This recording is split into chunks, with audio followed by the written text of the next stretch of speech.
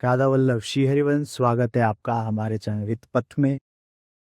सबसे पहले तो मैं आप सबका बहुत बहुत धन्यवाद देना चाहूँगा, बहुत बहुत थैंक यू बोलना चाहूँगा, क्योंकि पिछली जो वीडियो हमारी एकांतिक टोकन पे रही, 2 वीडियो रही, दोनों पे ही आप सबका खूब सपोर्ट मिला, खूब प्यार मिला। और उन सब पे जितने भी आप लोगों ने क्वेश्चन किए, गुरु गुरु कृपा से, संतों की कृपा से मैंने उनका आंसर देने का पूरा पूरा प्रयास किया। और उन क्वेश्चन के माध्यम से ही ये वीडियो बन रही है। कई सारे लोगों के क्वेश्चंस जो आए, उसी के बिहाफ पे ये वीडियो बन रही है। उम्मीद करता हूँ इस वीडियो से आप लोगों को थोड़ी सहायता मिले। सबसे पहले तो टोकन की बात कर लेते हैं। मैंने जो पहले 2 वीडियो बनाई है, विस्तृत जानकारी आप उसमें ले सकते हैं, कैसे टोकन मिलेंगे, क्या समय रहेगा। शॉर्ट में मैं बता देता हूँ कि मेन गेट पर रात्रि 2 से 3 बजे आपको पहले सीरियल नंबर लेना पड़ेगा। उसी सीरियल नंबर को दिखा के सुबह गौतम ऋषि आश्रम के बाहर लाइन में लगकर 8 बजे आप टोकन प्राप्त कर सकते हैं। पूरी जानकारी मैंने पहले वीडियो में दी ही है, आप उसको देख सकते हैं। इसमें एक विशेष बात है जो मैंने पिछले वीडियो में नहीं बताई। दीक्षित परिकर मतलब जो महाराज जी के शिष्य हैं, उनके लिए थोड़ी सी राहत ये है कि उनको रात्रि को 2 से 3 बजे टोकन में सीरियल नंबर के लिए लाइन में नहीं लगना है। वो सीधे गौतम ऋषि में जब टोकन डिस्ट्रीब्यूट होते हैं, वितरण होते हैं, तो वो सीधे गौतम ऋषि आश्रम में पहुंचकर 8 बजे से जो लाइन लगती है, लाइन में लगना पड़ेगा, लेकिन रात्रि जो सीरियल नंबर के लिए लाइन में लगना पड़ता है, वो लाइन में नहीं लगना पड़ेगा। आप सीधे गौतम ऋषि आश्रम में जाकर, वहां दीक्षित परिकर की थोड़ी अलग लाइन लग होती है, उस लाइन में लगकर आप टोकन प्राप्त कर सकते हैं। टोकन के विषय में सारी जानकारी मैंने दे ही दी है, पहली जो वीडियो है उसमें भी दी है। अब कमेंट्स में जो क्वेश्चंस ज़्यादातर लोगों के द्वारा पूछे गए, उनके विषय में थोड़ी चर्चा हम आगे करेंगे। सबसे पहले लोगों का सबसे ज़्यादा पूछा गया सवाल ये है कि नाम दीक्षा और मंत्र दीक्षा में क्या फ़र्क है? नाम दीक्षा कैसे मिलेगी? अ, हमारे यहाँ इसको नाम दीक्षा कहते हैं, बाहर मतलब इसको और भी नाम से बुलाया जाता है, जैसे नामदान भी कहते हैं कि हाँ, हमने उन संत से नामदान लिया। नामदान, नाम दीक्षा एक ही बात है। नाम दीक्षा मंत्र दीक्षा में थोड़ा सा फर्क है। नामदान में महाराज श्री इसी मुख से राधा नाम, जो भी राधा नाम, राधा वल्लभ श्री हरिवंश जो भी नाम होता है, वो आपको प्रदान करते हैं, आप शिष्य हो जाएंगे महाराज जी के। लेकिन मंत्र की एक, मैंने पिछले वीडियो में भी कहा था कि मंत्र की एक ऊर्जा होती है, उसको धारण करने की पात्रता नाम देता है। तो पहले इसलिए ही दीक्षा, मंत्र दीक्षा से पहले गुरुदेव भगवान नाम जपने के लिए बोलते हैं कि हाँ, नाम जप करिए, जिससे आप मंत्र की ऊर्जा को धारण करने के योग्य बन सके, इसलिए नाम जप करने के लिए बोला जाता है।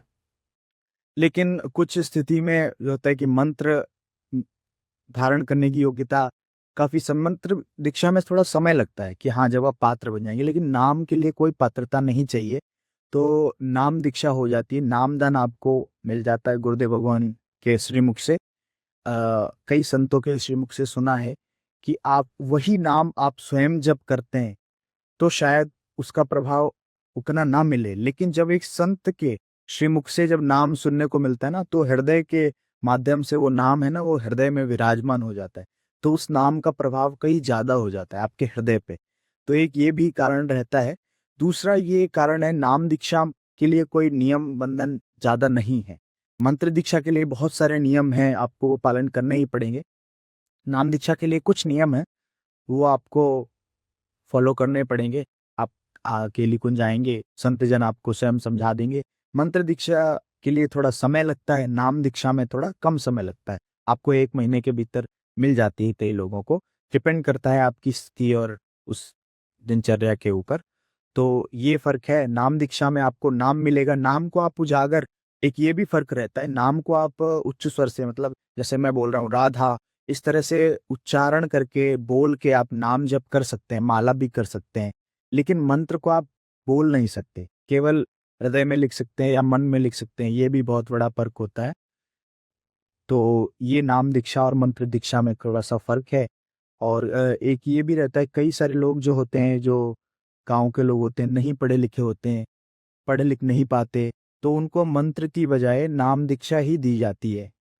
हालांकि कुछ ऐसे लोग भी होते हैं जो पढ़े लिखे ना होने के बावजूद भी कई प्रवीण होते हैं, तो सिचुएशन पे डिपेंड करता है। बाकी कई बार लोगों को ना पढ़े लिखे होने के कारण नाम दीक्षा देवे का, तो दीक्षा असर उतना ही करती है, बस थोड़ा सा फर्क रहता है, मंत्र की बजाय उनको नाम मिलता है।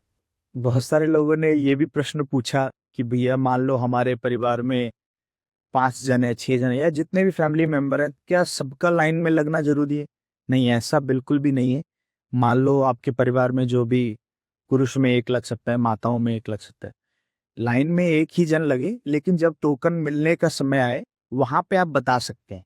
लाइन में एक ही जन का लगना आवश्यक है, सबका लगना आवश्यक नहीं है।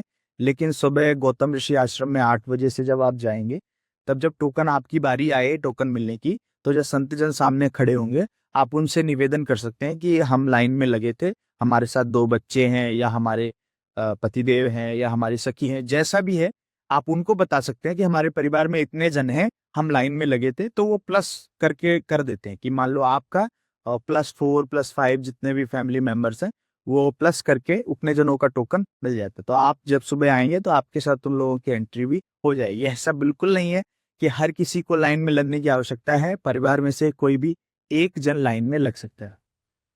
ये काफ़ी सारे लोगों का प्रश्न था। एक ये महत्वपूर्ण प्रश्न भी है, कई सारे लोगों ने प्रश्न किया, हालाँकि मैं खुद को सामर्थ्य नहीं पाता हूँ इस प्रश्न का उत्तर देने के लिए, लेकिन गुरुदेव भगवान ने इसका उत्तर बहुत बार दिया है वार्तालाप में। तो मैं वही आपको बता रहा हूँ, मैं कुछ अलग से नहीं बता रहा। अभी तक जो मैंने जानकारी दी या आगे मैं दूँगा या दे रहा हूँ, सब गुरुदेव भगवान ने पहले ही वार्तालाप में बताया हुआ है, कई जगह बताया हुआ है, बस वही मैं आप तक पहुँचा रहा हूँ। तो कई सारे लोगों ने प्रश्न किया है कि हमारा पूरा परिवार प्याज लहसुन खाता है, हम कैसे अपने आप मतलब कैसे दिनचर्या करें, कैसे उसको रोकें? या फिर ये सिमिलर क्वेश्चन ये रहता है कि हमारा पूरा परिवार दीक्षा के विरोधी है, भजन के विरोधी है, हम भजन कैसे करें, दीक्षा कैसे लें? तो भैया महाराज जी ने बहुत बार कहा है कि आप नाम जप करिए। बताना क्यों है किसी को कि आप भजन कर रहे हैं? अंदर-अंदर राधा-राधा करते रहिए, अंदर-अंदर नाम जप करते रहिए।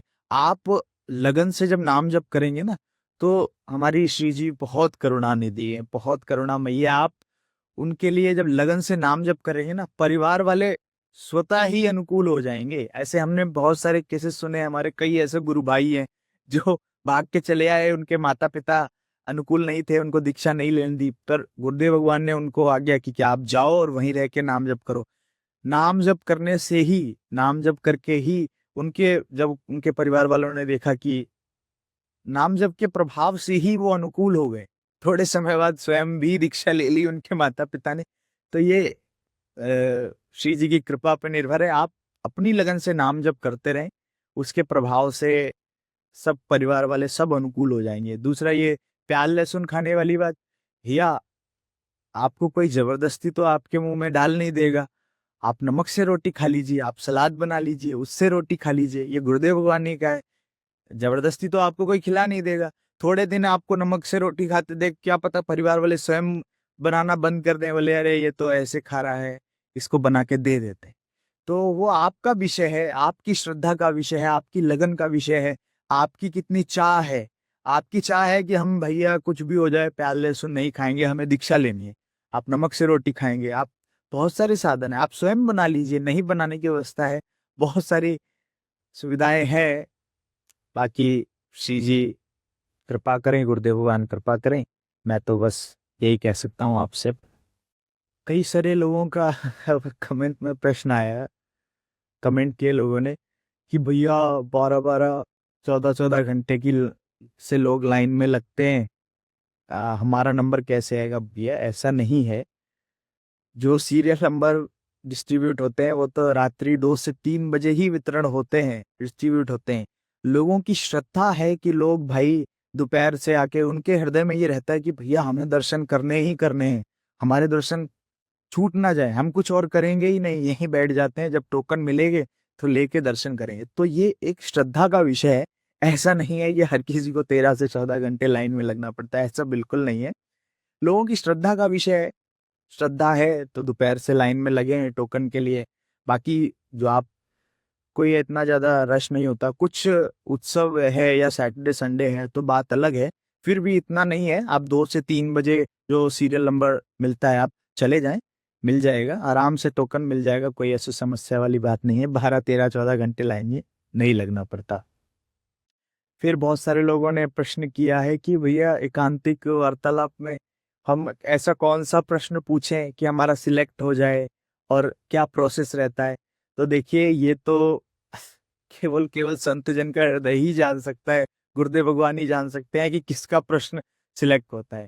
हाँ, भागवतिक प्रश्न होते हैं, लेकिन कई बार कुछ ऐसे भी प्रश्न ले लिए जाते हैं जो अतरंगी होते हैं, ये तो संत जन ही जाने।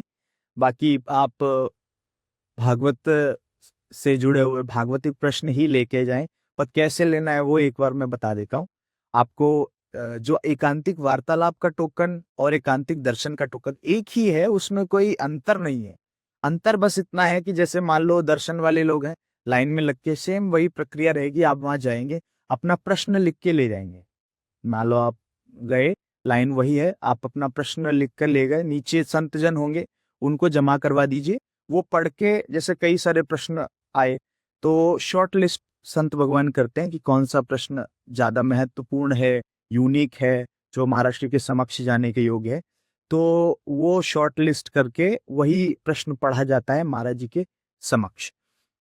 नहीं पढ़ा गया आपका प्रश्न, समय के हिसाब से भी होता है। कई बार मतलब मान लो 10 प्रश्न शॉर्ट लिस्ट हुए, महाराज जी के स्वास्थ्य और समय के अनुकूलता के हिसाब से ही प्रश्न पढ़े जाएंगे।